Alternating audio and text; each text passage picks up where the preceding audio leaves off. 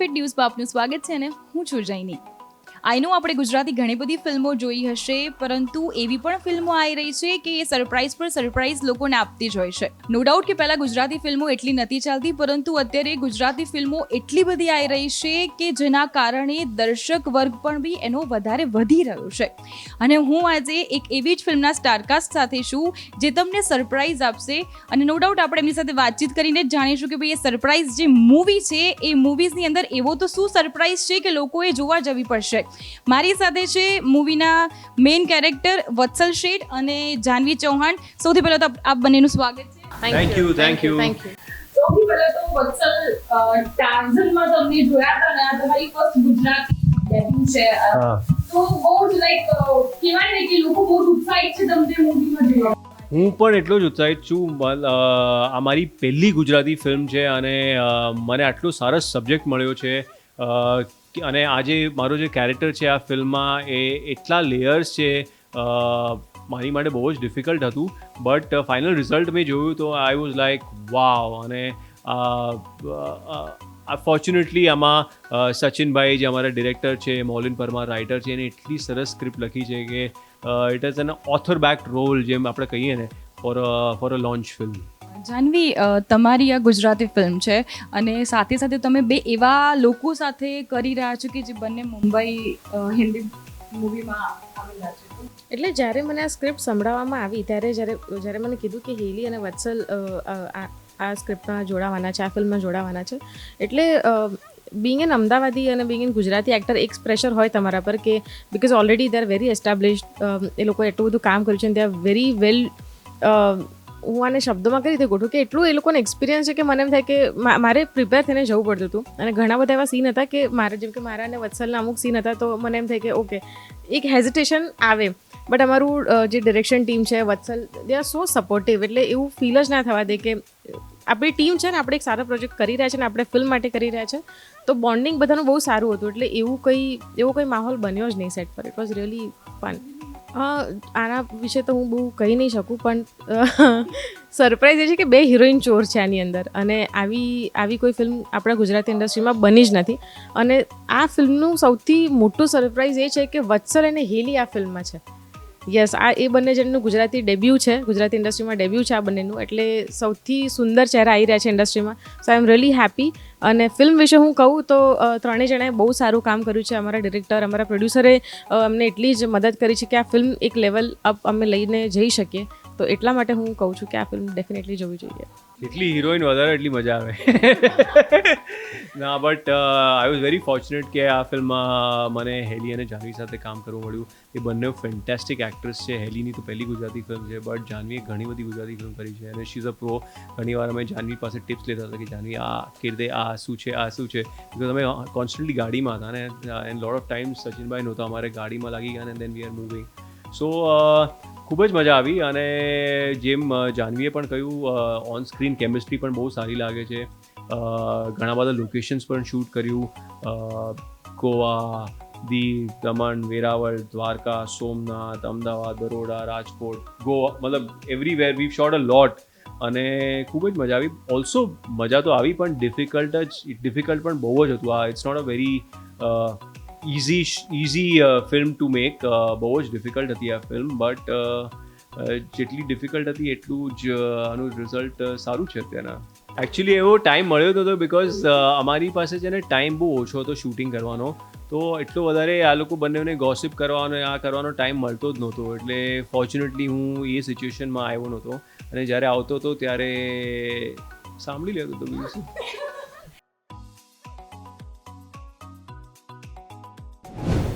એવું કહેવાય છે કે આ એવી ફિલ્મ છે કે જેમાં લાઈક ફર્સ્ટ ટાઈમ એવું હશે કે બે છોકરીઓ ચોર બની છે અને રોબરી કરે છે.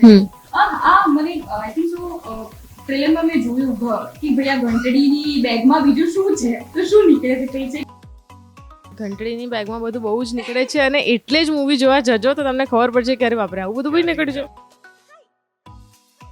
તો ત્યાંથી જ ટ્વિસ્ટ આવે છે આખા ફિલ્મમાં, તો એટલે એની માટે તમારે ફિલ્મ જ જોવી પડશે. સૌથી અઘરું એ લાગે છે અત્યારે કોન્સ્ટન્ટલી મારું ધ્યાન ઘરે છે કે હવે ખબર પડી કે આજે ખતમ થઈ જશે, તો I am just trying to figure out કે હું અત્યારે લાસ્ટ લાઇટ લઈને પાછું ઘરે વયો જાઉં. સો યસ, વન્સ યુ હેવ એક બાળક હોય અને ઘરે ફેમિલી હોય તો you want to go back home and spend time with them. મારું નામ છે વત્સલ શેઠ હું છું જાનવી ચૌહાણ. અને અમારી ફિલ્મ સરપ્રાઈઝ 16 મે આવી રહી છે. તમે પ્લીઝ જોજો બિકોઝ તમને આ ફિલ્મ જોઈને બહુ જ મજા આવશે.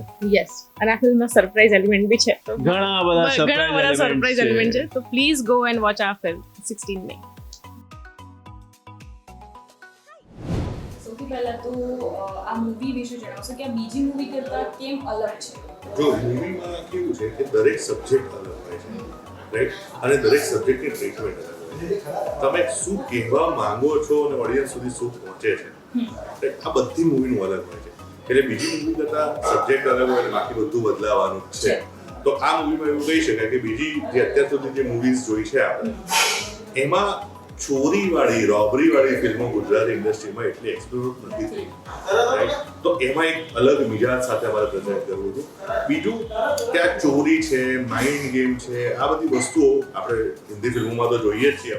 તો એવી વાત કે જેમાં તમે વિચારવાના કરતાં અલગ શું આવે, નવું શું આવે, મજા ક્યાં આવે છે, સિટીમાં અમારે ક્યાં ઈચ્છા થાય એ જોરદાર. એટલે એ જે મુમેન્ટ હોય ને, જ્યારે બે એક્સપ્રેશન તમારા ભેગા થતા હોય, એક અંદર આશ્ચર્ય ચાલી રહ્યું છે, ફેસ પર સ્માઇલ આવી રહ્યું છે, તો આવી બધી મુવમેન્ટ ક્યાં બને છે જ્યાં આશ્ચર્ય ચાલી રહ્યો છે, પ્રશ્નાર્થ બહુ મોટો થાય અને ફેસ પર ચાલે કે એક મિનિટ હવે શું થશે. તો આ જે જર્ની છે, અમે કેમ આને રોડ જર્ની કહીએ છીએ, કેમ કે એ જર્ની અમારી વાર્તાની જર્ની તો છે જ, પણ એની સાથે સાથે આ ઓડિયન્સની પણ એક જર્ની છે કે એ પણ એક ટ્રીપમાં જ જશે એવું તમને ફીલ થશે. એટલે ટ્રિપલ લાઈક રોમાંચ, રોબરી અને રોડ જર્ની ત્રણે ત્રણ બધું જ આમાં એકમાં. એટલે આખી મૂવી મોસ્ટ પ્રોબેબલી ગાડીમાં જ શૂટ થઈ છે. તો ઘણી વખત એવું હોય છે કે હિન્દી ફિલ્મો કરતાં ગુજરાતી ફિલ્મોમાં તકલીફ પડતી હોય છે. તો આ ફિલ્મ શૂટ કરવામાં મતલબ કેટલી પ્રોબ્લેમ્સ ક્રિએટ થઈ છે? જો પ્રોબ્લેમ્સ છે ને એ દરેક ફિલ્મમાં નાના મોટા લાગતા હોય જ છે, રાઈટ. અત્યારે કેમેરામાં બધા ભલે એવું કહેતા કે નાના કંઈ નથી કહ્યું, નાનું મોટું હોય જ નહીં. જો એ પ્રોબ્લેમ નથી, બધું ઓકે જાય તો તમારે સમજવું કે કંઈક લો રહે. બાકી જ્યાં સુધી રોજ સવાર પડે અને 5 વસ્તુઓ મનમાં ના આવે ત્યાં સુધી શૂટિંગ પૂરું ના થાય. એટલે રોજ કંઈક ડિફિકલ્ટી હોય જ છે. અને આ મારા ફ્લોરની વાત નથી, બંસાલી સાહેબના ફ્લોર ઉપર પણ આવું જ હોય, રાઈટ. કેમ? એનું કારણ છે કેમ કે આ છે ને ટીમ વર્ક છે. 100-125 લોકો, અલગ અલગ ડિપાર્ટમેન્ટના અલગ અલગ મિજાજ ધરાવતા લોકો ફ્લોર પર છે. પ્લસ તમે જાહેર જગ્યામાં શૂટ કરો છો એટલે એ જે તે ગામની જે તે પ્લેસના જનરલ ઓડિયન્સ છે એ બધા જોવા આવ્યા છે, અને આ બધાની વચ્ચે રહીને તમારે તમારું કામ કરવાનું છે. એટલે એ ડિફિકલ્ટ પ્રોસેસ તો છે જ. એટલે બહુ જ પેશન્સ સાથે, બહુ જ કામ રહીને, બહુ જ ક્લેરિટી સાથે જો કામ કરવામાં આવે તો જ તમે મજાની ફિલ્મ બનાવી શકો. ક્યારે એવું વિચાર્યું કે હેલી, જાનવી અને વત્સલ જોડે જે મૂવી કરી છે કે તમને લાગે છે કે તમારી મૂવીમાં ત્રણે ત્રણ કેરેક્ટર પરફેક્ટ બેસે છે? કેવું છે કે આ મૂવીનો જે સ્વભાવ છે એમાં સૌથી ઇમ્પોર્ટન્ટ વસ્તુ હતી લુક. જેમ કે આપણે જોયું, તમે ડ્રોપ 1 જોયું હશે, ડ્રોપ 2 જોયું હશે, બે ચોરની જે જર્નીમાં નીકળે છે. તો હું બહુ જ ક્લિયર હતો કે બે ચોરની છે તો બે અલગ અલગ સ્વભાવની છે. એક બહુ જ સ્ટ્રોંગ અને બહુ જ ક્લેરિટી વાળી છોકરી છે કે જેને ખબર છે મારે શું કરવાનું, શું નથી કરવાનું. અને બીજી થોડી પબ્લિક પ્રકારની છોકરી છે કે જેને જે ખુશ થાય તો પણ આમ ખખડીને હસી જાય, જે રડે તો પણ નાની વાતમાં બહુ દુઃખી થઈ જાય. એક એવી છોકરી છે. અને બીજી જે છોકરી છે એ થોડી ખુશ પણ બહુ ના થઈ જાય, બહુ દુઃખી, એટલે થોડીક ન્યુટ્રલમાં રહેનારી છોકરી છે. આ બંને છોકરીઓ પહેલા તો કેવી હોવી જોઈએ, રાઈટ? અચ્છા, બંને છોકરીઓવાળી ફિલ્મ છે એટલે તમે એમને જુઓ, જે છોકરો એટ્રેક્ટિવ લાગવી જ જોઈએ, આ પહેલો પોઈન્ટ હતો. એટલે in terms of costume, look, એમના ફેસ એવા હોવા જ જોઈએ કે જે લોકોને ગમે, રાઈટ?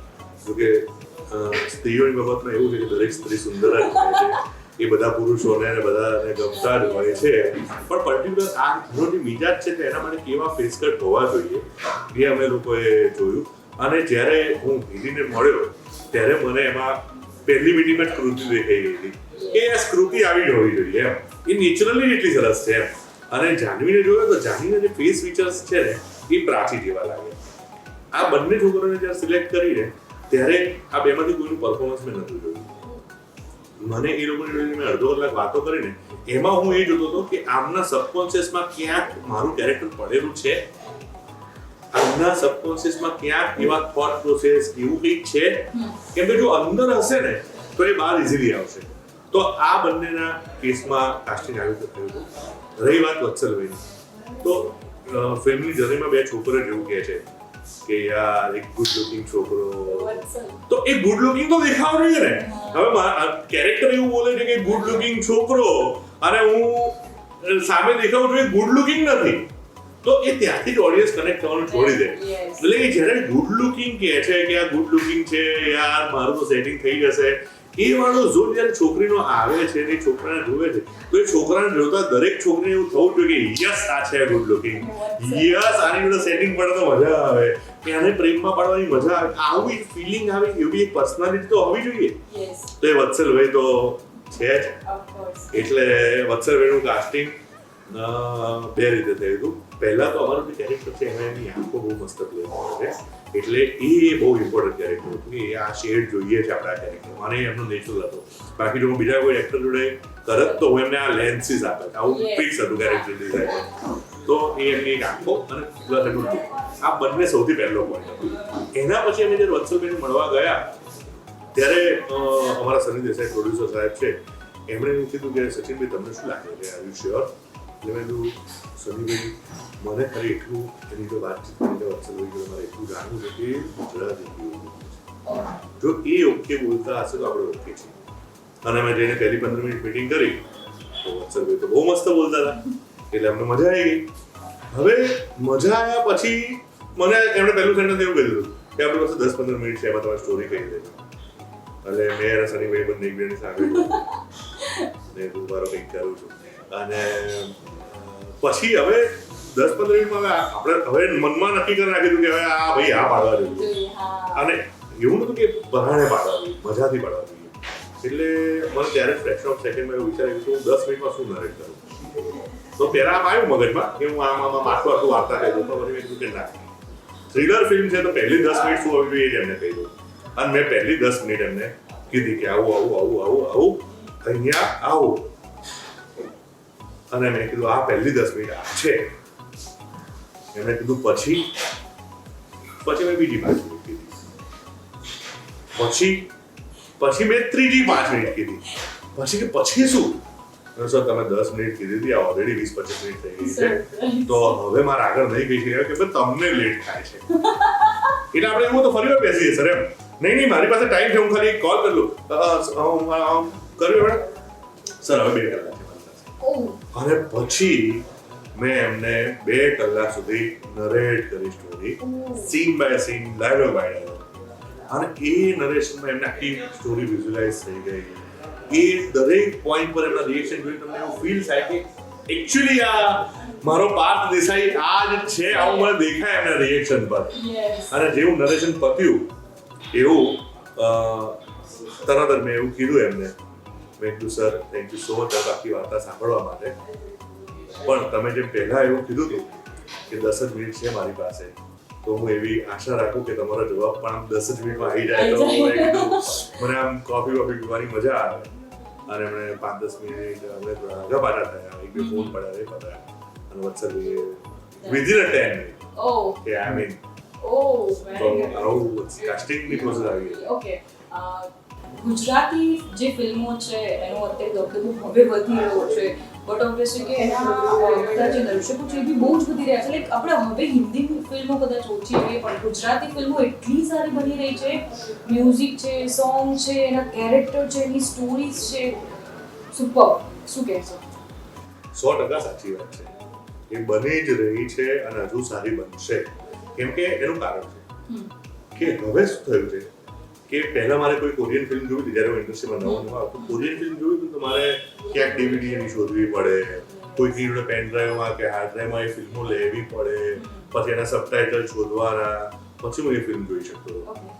હવે આ ઇન્ટરનેટને બધાના કારણે એટલું બધું ફાસ્ટ થઈ ગયું છે કે 5 મિનિટમાં જે ફિલ્મ જોઈએ હું જોઈ શકું છું. એટલે એના કારણે શું થયું કે એઝ અ મેકર અમારે બહુ બધું જોવું પડતું હોય, બહુ બધું વાંચવું પડતું હોય.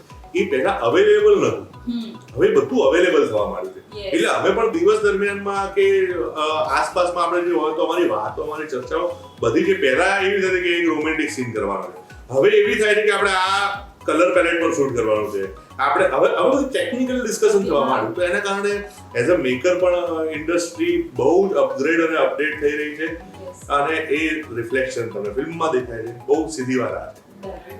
તો દર્શક મિત્રો, આપણે વત્સલ શેઠ અને જાનવી સાથે ઘણી બધી વાતો કરી આ ફિલ્મ વિશે, અને આ ફિલ્મનું નામ જે સરપ્રાઈઝ છે, ફિલ્મ કેટલી સરપ્રાઈઝ છે, ફિલ્મમાં શું શું છે, તેના માટે તમારે 16 મે જવું પડશે જોવા, અને આ ફિલ્મ જોવી પડશે, કારણ કે તમારો ને મારો ફેવરેટ વત્સલ શેઠ છે.